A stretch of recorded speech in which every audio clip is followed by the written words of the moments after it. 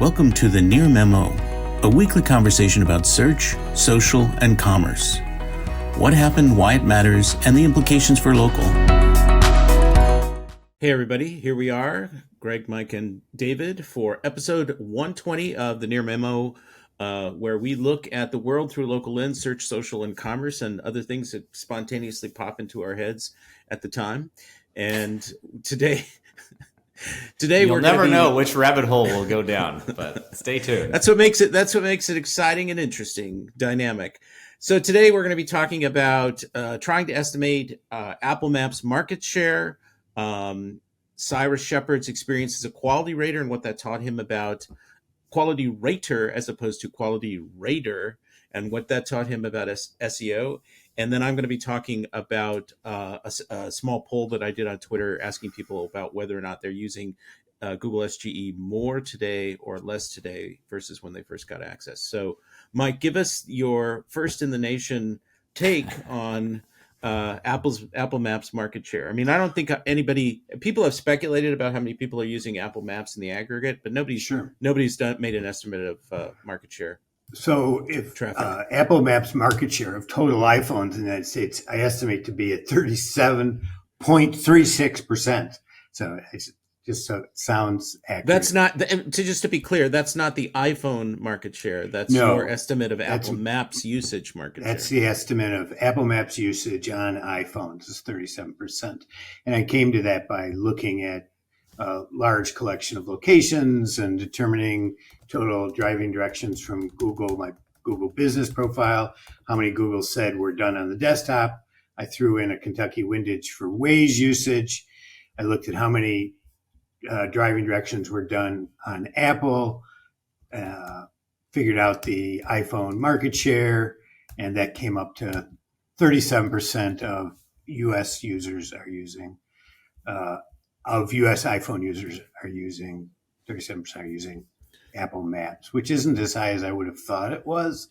Although one of the outcomes of this was just an understanding of how much business Apple is sending to businesses. Interestingly, in this analysis, Apple indicated that 28% of all clicks came from category searches as opposed to just brand searches, which is how most people think Apple Maps is used. So a fairly decent percentage. Yeah, it's considerably higher than I would have guessed for sure. Me too.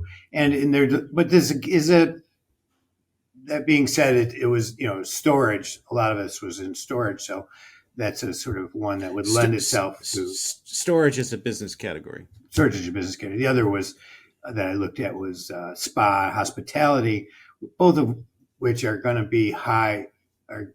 Apple's going to be driving a lot of activity in those two. One, because of demographics, and two, because it's sort of a mobile thing. But what we saw was that Apple delivered roughly 30% of the driving directions of Google business profiles, 5% of the website actions, and almost 10% of the phone calls. So it's a significant number. When we published that on Twitter, Maps app folks came back and said that they had looked at something similar in early June and came up with very similar numbers. They also compared it to Yelp and Bing, and Apple was 200% or 1,500% more driving directions than Yelp.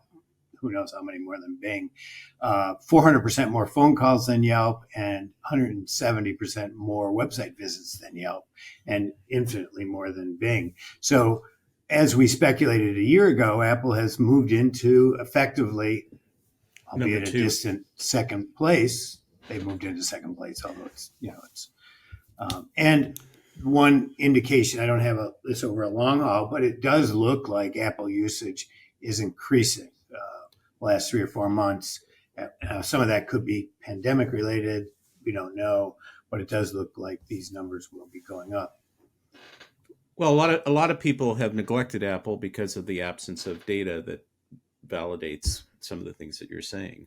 Yeah. But, if you think about Apple now, Apple Maps is the number 2 driver of local search volume, then it sort of conceptually really upends that neglect. I mean, you really need to be optimizing Yeah, it's, profile. it's really interesting from a just working with two enterprise healthcare clients. It's very interesting that the complaints that we receive about listings being wrong or whatever, invariably the listings being wrong are coming from desktop screenshots of Bing, when in reality people should be a lot more concerned with what's showing up on Apple Maps.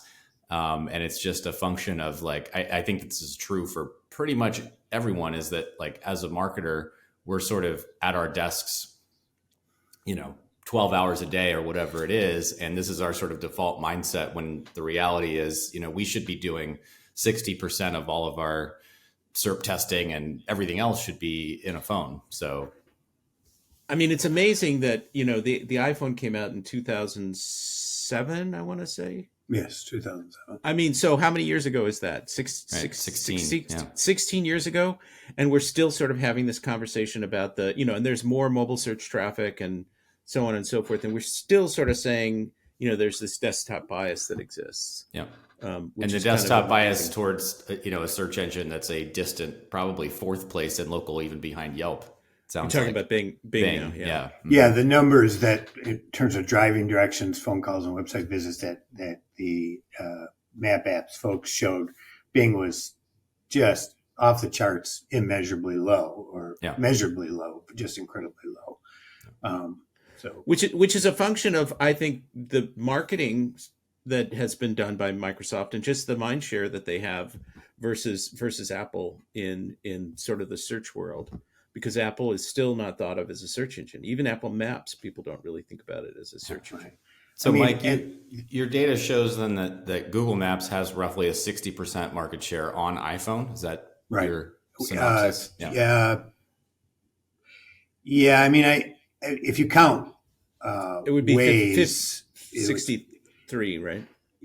Well, there's a couple. It's like the numbers I have are for total desktop and mobile. Desktop is about 5%, and you have to factor in Waze there. The question is, do you factor in Waze as part of the Google market share or not? It's not reported in these numbers. So the iPhone was, it's 56-44 was basically the breakdown between the two. And then you throw in Waze in it, or I'm sorry, 56-16 was the breakdown, 56 to 16. So if you do the math, I looked at one quickly while you were talking. I looked at one estimate that said there were about 150 million iPhones in the U.S. I don't know how recent that is, and I don't remember the source. Right. Yeah, so 37% of that is about 55 million, something like that. Right. So that's a meaningful number of people who are, and what's 28% of the 55 million? So whatever that is.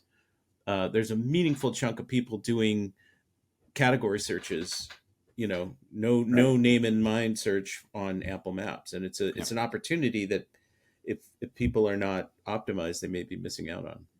And there's another story here too, and that is the slow, steady pace of Apple change, and how it is quite clear when you read, for example, the other day I read that all of the movies that are appearing on Apple TV are being filmed in 3D in anticipation of releasing them for the Vision Pro. And mapping is an ideal application for certain types of Vision Pro interactions, particularly as it expands into an automobile and such. And it becomes clear that it's always been thought that maps would be the interface of that world. And I think Apple is moving in that direction. So I think there's huge long-term 10-year upsides here that aren't visible now to us because we don't have the Apple product plan, but as well as short-term upsides. And I think that as we see Google screwing up more and more, like we saw last week with call history and all these other screw-ups, businesses are going to have been getting tired of that. And I think Apple has tremendous upside opportunity into that. And I see this only going one direction. Speaking of screw ups, though, I do have a slightly different take on your, you said something to the effect of the sort of slow and steady growth of Apple Maps. And I guess I have kind of the opposite take of like, it comes installed by default on every iOS device. And Right. if 60% of people are still switching to Google or have not, gone with the default option, that speaks to the just, in my mind, the catastrophic rollout of Apple Maps still playing such a large role in people's mind share. Yeah. And so I mean, I think that was maybe one of Apple's biggest ever missteps, or the biggest of the last 20 years. Absolutely. And was shows you rolling it out too early before it was fully baked. So Well, it should be 80% instead of 40%, right? exactly. I agree. Yeah, it's the don't get a second chance to make a first impression. Correct. problem. Even though as you, Mike, I use Apple Maps for 95% of my both category and directional searches on mobile. So, And David, as everybody knows, you and I are sort of at the leading edge of cool. oh yes, absolutely.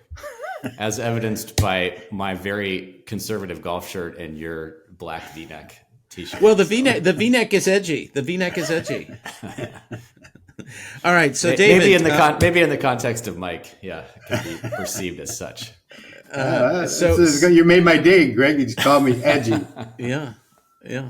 Thanks for joining David, Mike, and Greg. To stay on top of the latest developments in local, subscribe to our newsletter at nearmedia.co. We'll see you next week.